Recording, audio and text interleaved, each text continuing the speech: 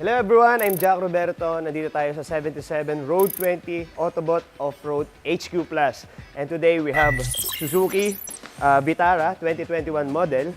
Kung makikita nyo, sporty look siya.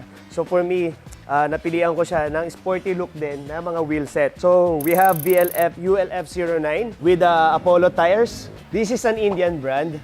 Meron din dito sa Netherlands and sa Hungary. Ang sabi sa specs itong Apollo, kaya ko siya napili, is ultra high performance siya, guys.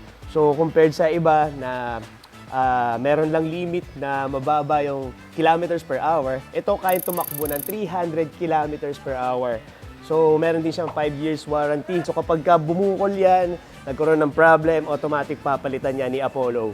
So maganda yung benefit, maganda yung review sa kanya. Bagay na bagay yung pagka-slick niya dito sa VLF natin.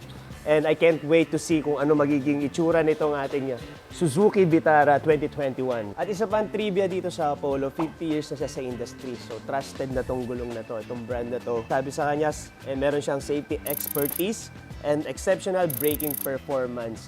So ito, pagka kinumpare mo siya sa iba, ang review dito is mas hard siya and mas durable for me. Dahil sa mga magagandang reviews, na-convince ako na mag-Apollo. Ito, makita niyo naman yung sidewall niya, sobrang sexy, pati yung treads, bagay na bagay sa everyday ride. Pero so far, nakita na ng Autobot to, Autobot approved na to. So ayan, fit na natin.